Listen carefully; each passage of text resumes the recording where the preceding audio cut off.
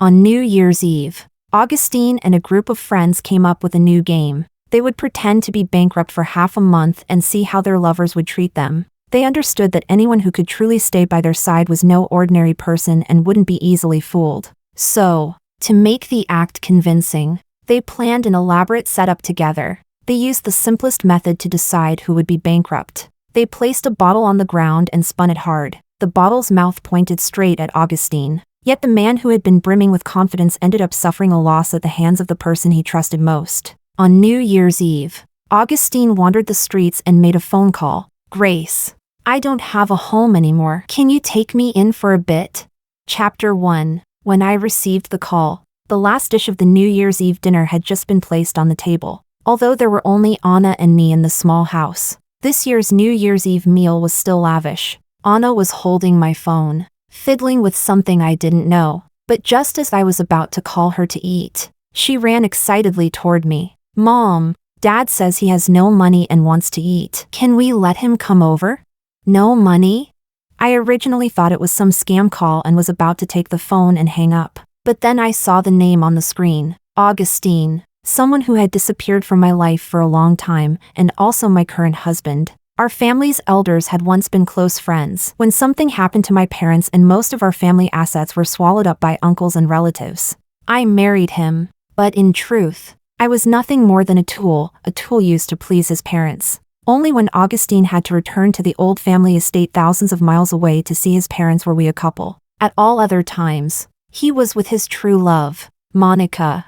I didn't mind playing along with him. Enduring a few days of disgust was enough to earn an appearance fee sufficient for Anna and me to live on for half a year. From a purely rational standpoint, this really was one of the best jobs in the world. For a man as wealthy as Augustine to say he had no money, there were only two possibilities. First, he was deliberately trying to embarrass me to please Monica. Second, he had gone bankrupt. Given what I knew about him, I firmly believed it was the first option. I didn't want him to come, especially on such an important day. But just as I was about to refuse, I lowered my head and met Anna's eyes. She wanted to see her father. She was too young to understand the so-called love and hatred between adults. All she knew was that the last time she had seen her father had been a fleeting encounter at a family banquet half a year ago. Unlike me, Anna liked her father very much. Her memories of him were still frozen in those joyful moments at the amusement park, in the dazzling beauty of summer night fireworks. The person on the phone didn't speak, remaining silent the entire time. A prank. Then, even if I had to endure some embarrassment, at least there would be money to send Anna to a better school. "You can come over. We're at Rose Garden right now. When you arrive, just go straight up to the 3rd floor." It seemed that a sudden screech of heartbreaking came from the other end of the phone line, and Augustine's confusion felt as though it had passed through the screen and arrived right in front of me. He mentioned a place name I had only ever heard of, a high-end residential complex nearly half a city away from where I was. I let out a self-mocking smile. How could someone like me deserve to live in a place like that?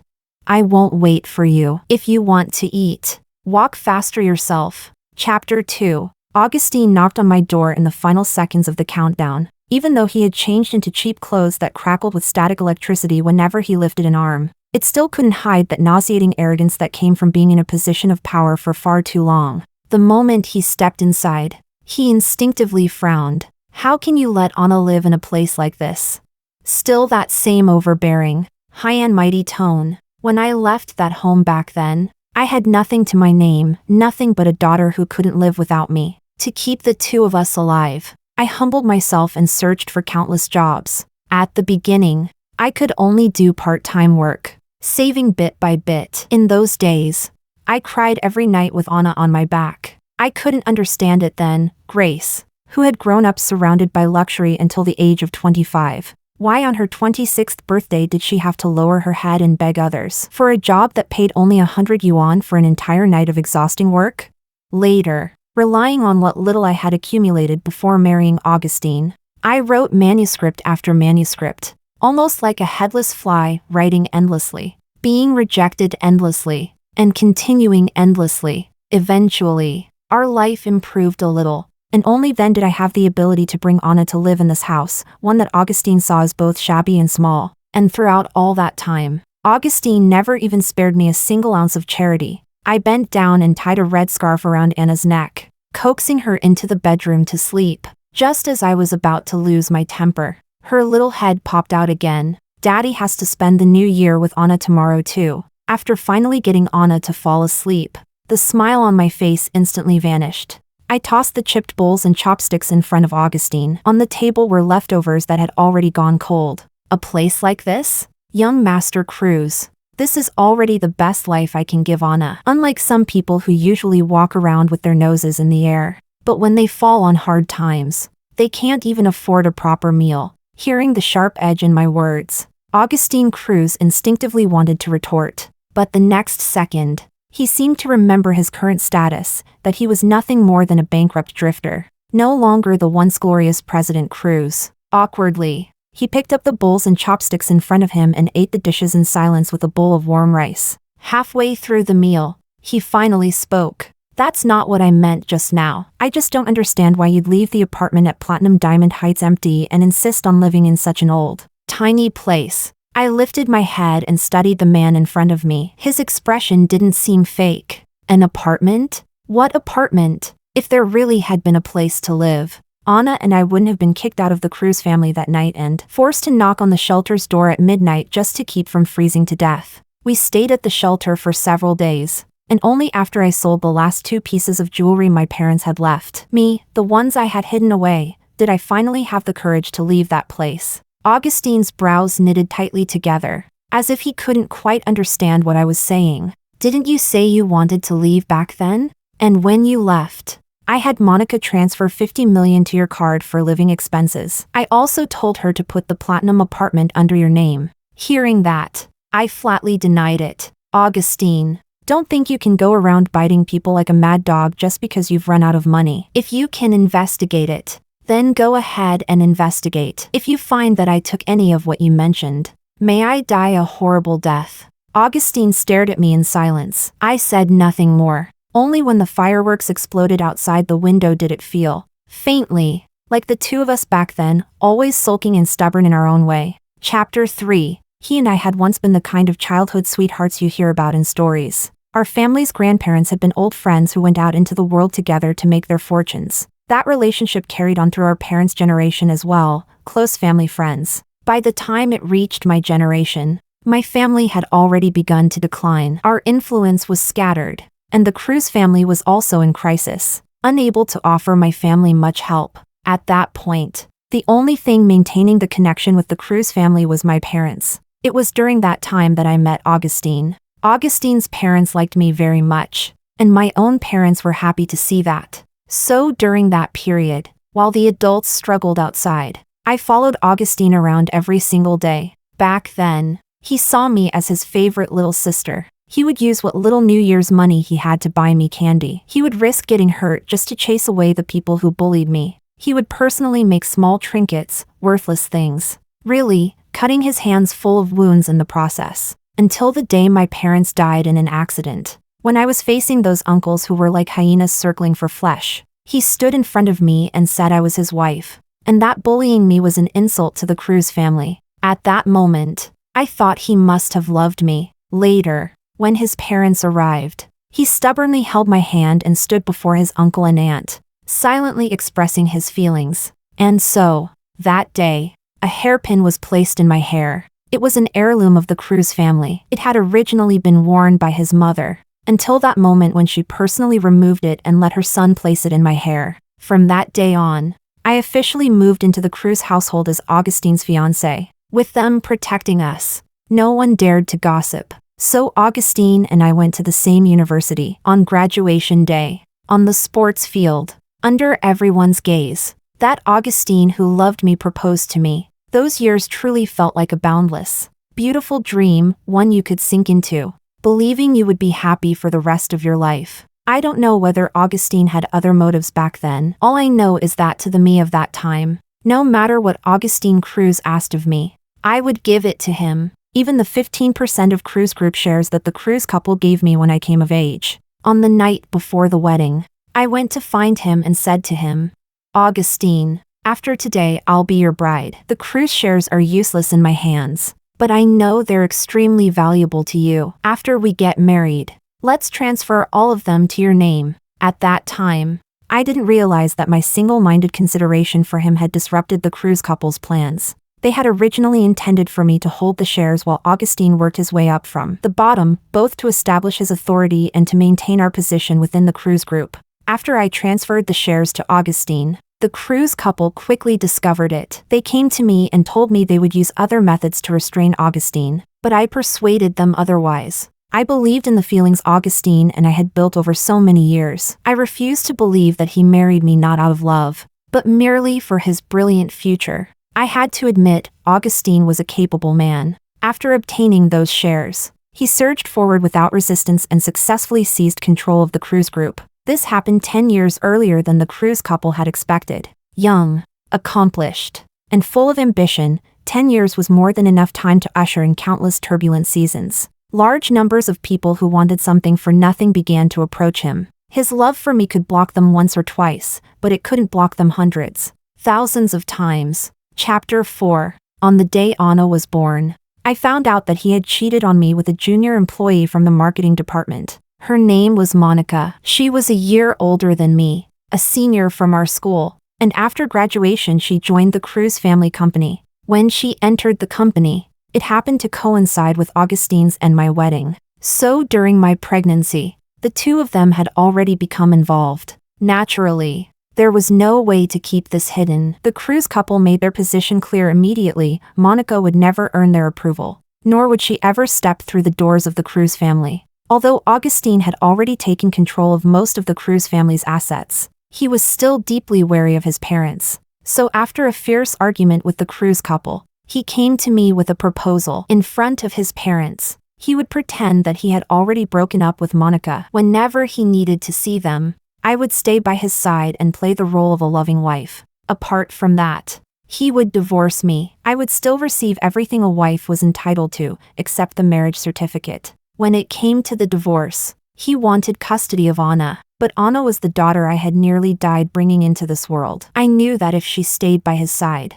a man who was blind in his heart like him might one day listen to Monica's words and mistreat my child. So that day, right in front of him, I slit my wrist and threatened him. Anna's custody had to remain with me. Divorce was possible, but Anna's custody was the one and only condition under which he could divorce me. At first, Augustine didn't believe I would really take things that far, but when I cut my wrist again, panic finally set in. He knew that if I died over this matter, Monica would not only be forever barred from the cruise family, she herself might even be quietly dealt with by the enraged cruise couple. In the cruise family, there was no such thing as ordinary familial affection. Their relationship had already soured the moment I handed my shares over to Augustine, changing from family members into adversaries scheming against one another. And that change was entirely born of my own foolishness. I didn't want my involvement to cause the cruise couple, in their old age, to sever ties with their only son. I agreed to his proposal, but in exchange,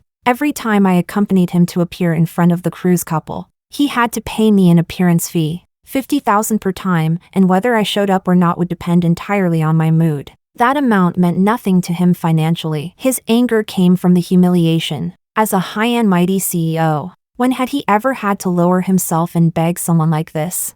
Besides, even though he tried his best to avoid returning to the cruise family's old residence, I still had to appear in front of his parents at least once a year, which meant that every year, he would have to come and humble himself before me. When Augustine heard my conditions, his expression shifted again and again, until only fury remained. Grace, what do you mean by this? After all these years, have you never had even a shred of feelings for me? Fine, if that's how it is.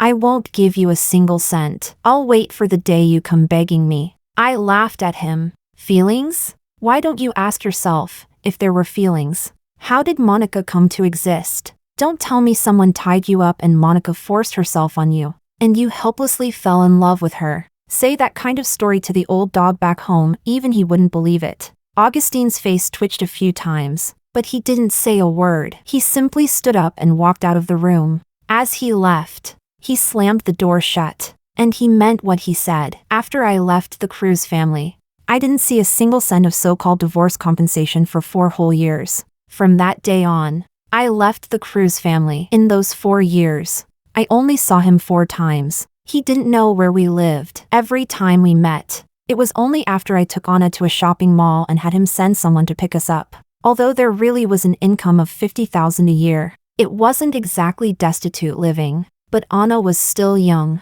and there were many expenses to cover. I could only occasionally write manuscripts to supplement our household income. By budgeting carefully, our days managed to go on, barely. Chapter 5. Thinking about everything that had happened over the years, Augustine rubbed his temples irritably. What I said back then was just said in anger. After I returned to the company that day, I told Secretary Ava to transfer the compensation I promised you. He glanced around at the furnishings. You could tell a lot of care had gone into them, but that still couldn't hide the underlying poverty. Anna is my daughter. After all, how could I possibly let her live like this? I cut him off. But unfortunately, that's exactly what you did. Almost reflexively, he dialed Secretary Ava's number. Ava had been by Augustine's side for many years, even though, in his understanding, Augustine was already bankrupt. She still picked up the call immediately. Ava, the $50 million and the platinum apartment I told you to give Grace 6 years ago, did you personally deliver them to her? $50 million?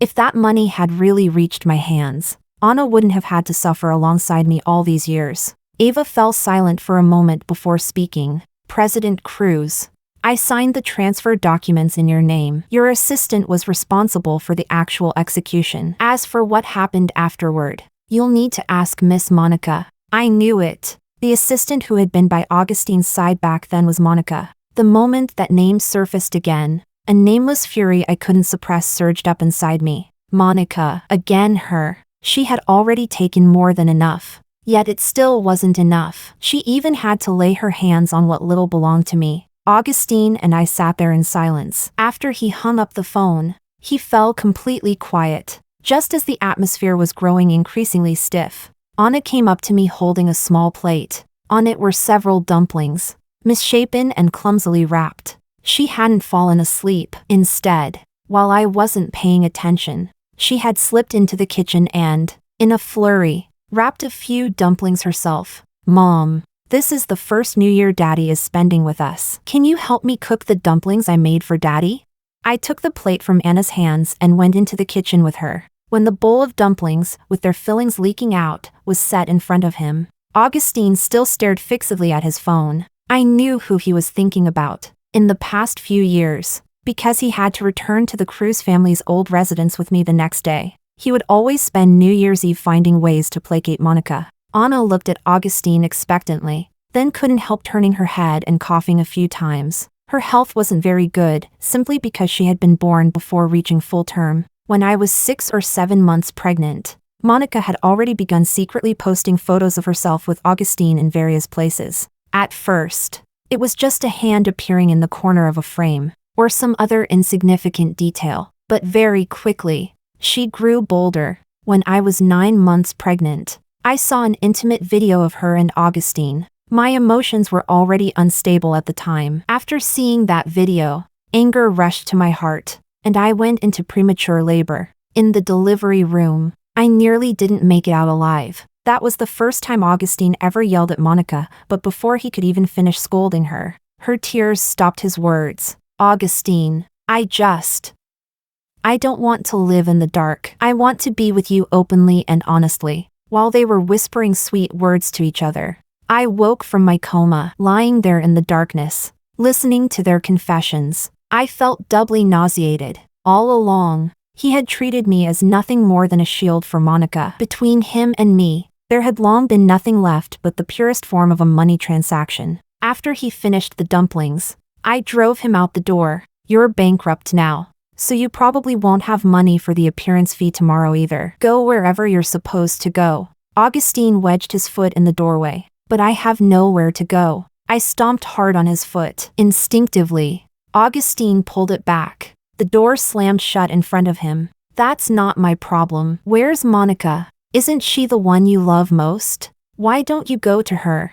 Augustine stood in front of the tightly closed door for a long time. The motion sensor light in the hallway flickered on and off. And in the end, he was left sitting alone in the darkness. In truth, he had already gone to look for Monica. Chapter 6. The moment the game began, Augustine headed straight for Monica's place. He thought that after treating her so well all these years, giving her whatever she wanted the moment she said a word, often twice over, there was no way her heart wouldn't soften. That kind of generosity was enough to melt even the hardest ice. Now that he had fallen on hard times, Monica had no reason not to help him. On the way to her place, he was even worrying about her, afraid that she might panic after hearing about his situation, that she might get flustered and hurt herself. He made up his mind, as long as Monica clearly stated that she would help him, that she was willing to sell off even a small portion of the gifts he had given her as capital for his comeback. He would repay her tenfold once he rose again. From the very beginning, this game had been entirely under his control. He could stop it at any moment. But the test that seemed so simple in Augustine's eyes, Monica failed the instant she saw him. When she opened the door and saw Augustine standing there dressed head to toe in cheap clothes, undisguised contempt flashed across her face. She blocked him outside the door. In her hand, the phone screen was still lit, displaying the group chat he shared with his friends. The Cruz couple were real heavyweights back in the day. How did they end up giving birth to something like Augustine, who practically burned through the Cruz family fortune in one go? Exactly. I just got word. The old Cruz couple sold off what little assets they had left at a bargain and ran overseas. Augustine's nothing but a stray dog now. Suddenly, another message popped up on the screen. Wait, Augustine's girlfriend is in this group too, right? Kick her out. Bad luck. Who knows? She might tip Augustine off. The very next second, the screen showed that Monica had been removed from the group chat. She didn't spare a single thought for the possibility that this was some kind of reversal Augustine had prepared. Years by his side had long convinced Monica that he was nothing more than a brainless ATM she could manipulate at will. Now that the ATM could no longer spit out money, there was no reason to stay. Rather than gambling her own money on Augustine's comeback, it was better to kick him while he was down and walk away with a fortune already in hand. Faced with Augustine's plea, Monica let out a scornful laugh. President Cruz, why exactly should I help you? Am I your wife? Did we ever get married? Her words crashed in Augustine's ears like thunder. It took him a long while before he spoke again, his voice trembling. Monica, weren't we planning to register our marriage next? Have you forgotten how good I was to you? Seeing how pathetic he looked, Monica stepped forward and mockingly patted his face. President Cruz, those were just gifts you gave me during a relationship. You were willing. I accepted. Don't try to play the feelings card now. Besides, a man who could abandon his wife and child without hesitation for a mistress, whose wife nearly died in the delivery room while he shamelessly flirted with someone else right next door, and now he's even gone bankrupt. How am I supposed to know what kind of miserable future I'd be walking into if I stayed by your side? Looking at Augustine, eyes bloodshot as if he wanted to tear her apart, Monica covered her mouth and let out a light laugh, then dialed security. They arrived quickly, because the residential complex Monica lived in was one Augustine had painstakingly selected back then. It was packed with security, chosen solely to protect her safety. But it was only when he was forcibly dragged out by them that Augustine realized just how foolish his past actions had been. Even after being thrown out onto the street, Monica's words continued to echo in his mind. Young Master Cruz, did you really think you were so charming that any woman would fall for you? To get close to you, I started studying everything about you back in college, every habit, every preference. How could anyone be a perfect lover? That so-called perfection was nothing more than careful calculation against someone who never saw it coming. Chapter 7. On a bench by the roadside late at night, Augustine sat there for a long time before finally making a phone call. Very soon, several sports cars pulled up in front of him. A few well-dressed young men stepped over, laughing and chatting. So, Brother Augustine, it's not that easy for a sister-in-law to pass this kind of test. What are you planning to give her this time? We'll definitely help you prepare it. They were smiling, but when they saw Augustine's expression, they quickly fell silent. After exchanging a few looks, one of them hesitated before speaking. Brother Augustine, did it not go well? If there's anything you need help with, just say the word, we'll do our best. Augustine turned his head and looked at the somewhat old building behind him. Let's go back first. The game is over. Chapter 8. Firecrackers echoed throughout the night during the holiday. In this city, aside from Anna, I had no relatives, so there was no need for me to get up early. I simply let Anna wake up naturally, eat breakfast, and only then planned to take her downstairs for a walk. Anna had a slight issue with her nose, but the air outside was now filled with the smell of sulfur. It was actually a good time to take her out for a stroll.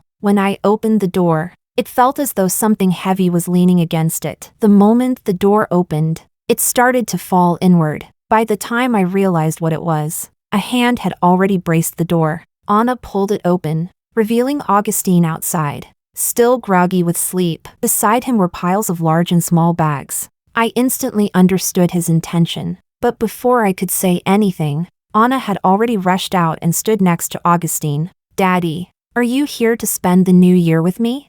Can we go take pictures today? I want a family photo. My classmates all say I'm a kid without a dad. I want to take a picture and tell them that I do have a dad, and that my dad is tall and handsome."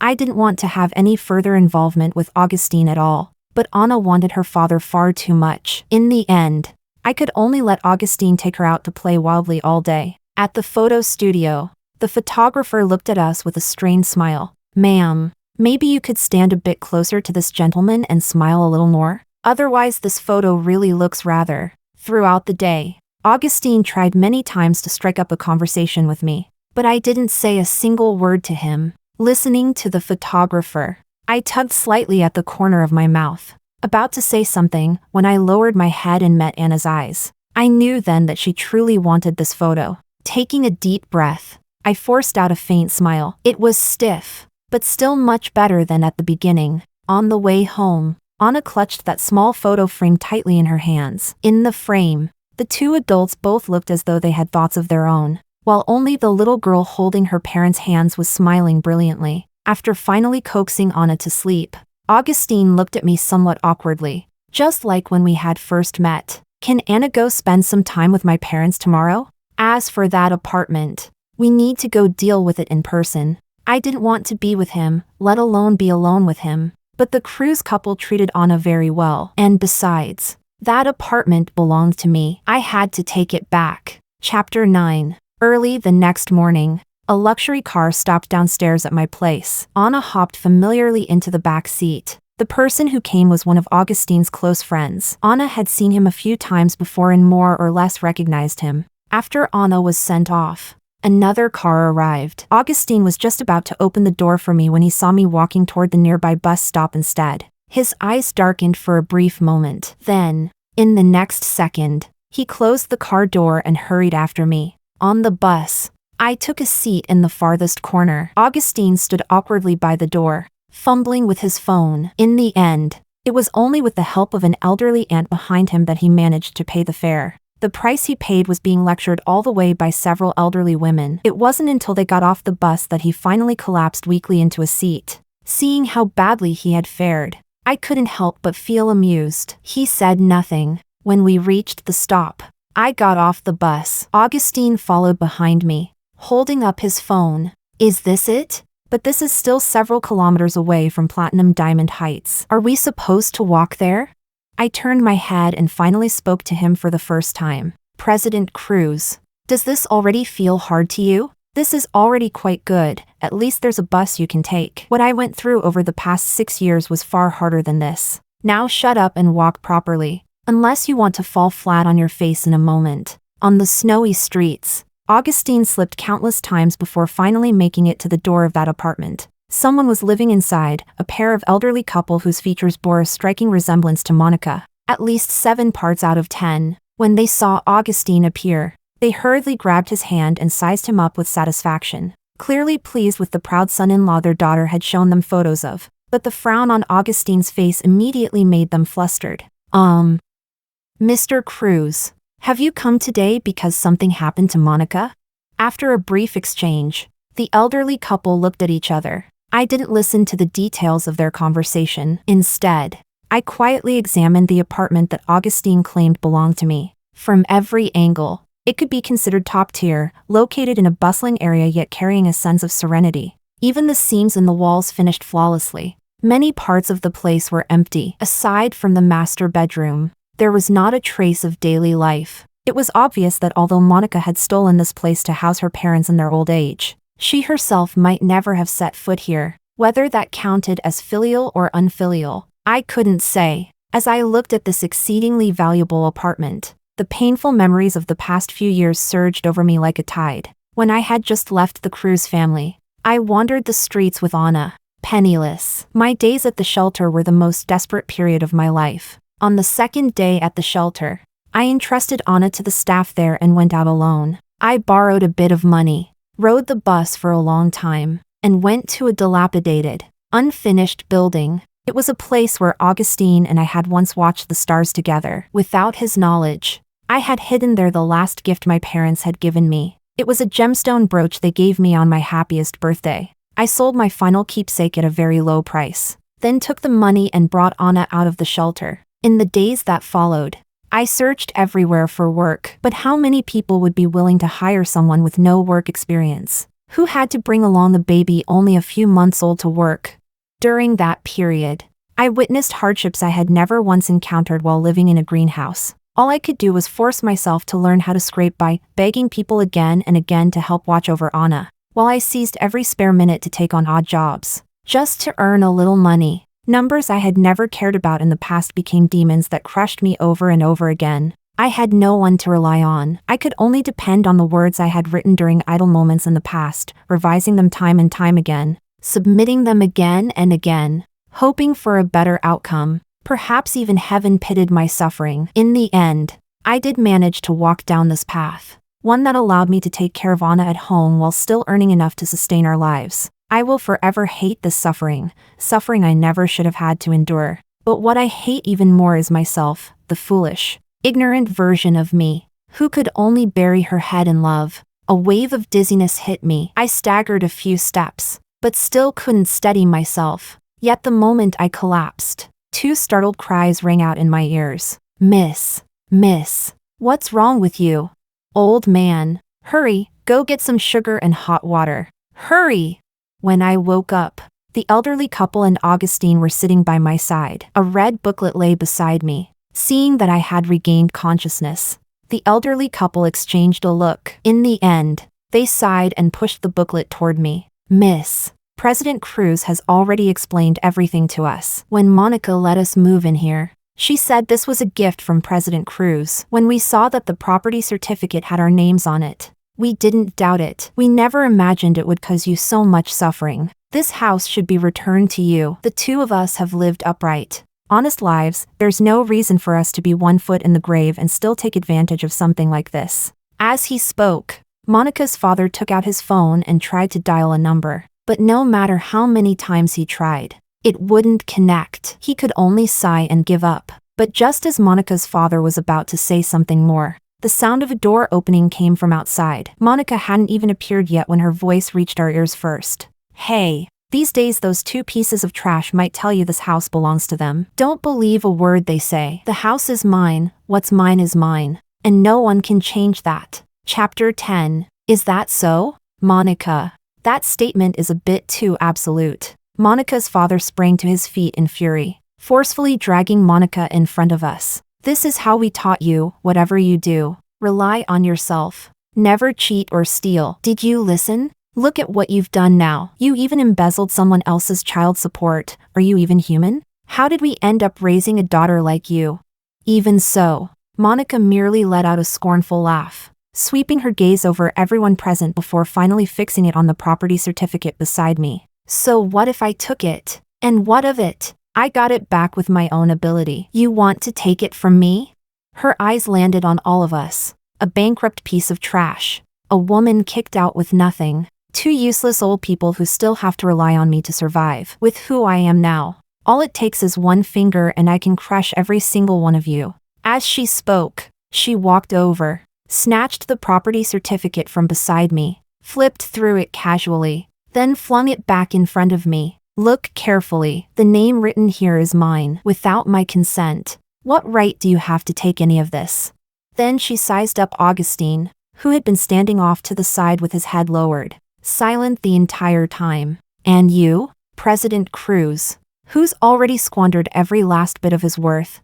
Augustine lifted his head to meet her gaze, his tone flat and calm. Monica, so this is who you really are. So all these years, what I gave up was a mountain of treasure, and what I fell in love with was nothing but ashes. Check your messages. This game should be over. A notification sound chimed on her phone. Monica discovered she had been added back into the group chat, the same one that had kicked her out not long ago. Monica, you really are a born actress. But this time, you lost far too completely. Looks like the things we prepared for Brother Augustine will have to be sold off cheap. After all, once they're tainted, we don't even want to touch them. As for those so-called things that belong to you, we have plenty of time to come and reclaim them one by one. And one last thing, we had people thoroughly investigate everything you handled since the day you joined the cruise group. You should know best what you did. The rest, you can slowly recall in prison. Monica's face drained of all color. She grabbed her bag and tried to leave.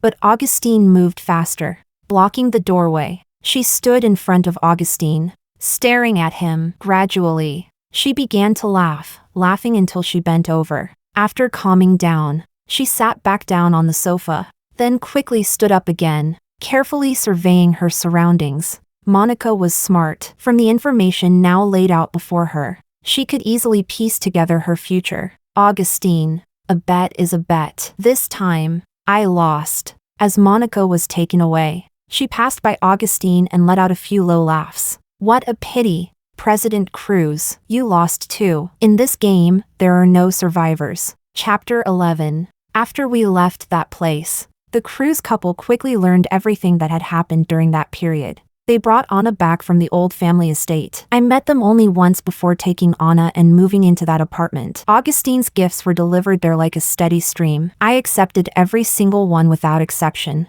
He came once, seemingly wanting to say something, but the moment he saw me, not a single word came out. On Anna's birthday, the Cruz couple arrived with Augustine. Grace, we know there's no possibility for the two of you in this lifetime, but Anna is still your daughter. She deserves everything better. This is the share transfer agreement for the cruise group. What's written here includes the shares we originally gave you, as well as 70% of what Augustine holds. Once this is signed, all of these shares will belong to Anna. As for what he originally promised you, we've added a bit more and placed it into a foundation. You and Anna will receive a monthly allowance from it. As for everything else, let Anna choose whatever she likes. I went through the documents carefully, line by line, before signing my name. Augustine looked at me, but said nothing. He knew that even if he spoke, it would only make the atmosphere uncomfortable and serve no other purpose. As they were leaving, I watched Augustine's retreating figure and finally spoke to him for the first time. Augustine, if Monica had been even a little bit smarter back then, none of this would have turned out this way, right? He stood there without speaking. After a long while, he turned back, then quickly turned away again, wiping the corner of his eye with his sleeve. Yes, Monica was right about one thing after all. This game had no survivors. Chapter 12. After returning to the old family estate, Augustine sat alone in his room for a long time, then stood up and paced back and forth again and again. In the end, his footsteps stopped in front of a room that had not been opened for many years. It was Grace's room from back then. He pushed the door open. Everything seemed unchanged, as if all the furnishings had been frozen in time, stuck at the moment when Grace loved him the most. He sat down at the desk. After a long while, he reached to the very bottom shelf of the bookcase beside him and took out a diary. He knew it. Grace's diary had always been kept there. This secret, Grace had told only him. When he opened it, there were many photographs inside. Most of them were of him. They were from that period of time when they were together, before scheming and calculation ever entered their lives. At the very end of the diary, he saw a single passage. Augustine, you bad thing, you finally stole a look at my diary. Since you've already read this far, answer me one question, okay? When you see this, do you still like Grace? We must have lived very happily together, right? In a daze, it felt as if he saw 18-year-old Grace standing beside him, smiling up at him. Her hair was a mess, the ponytail he had clumsily tied with trembling hands back then. A series of crisp sounds echoed through the empty room, and the girl with the ponytail seemed to curl her lips into a faint smile. So that's how it is. I understand now.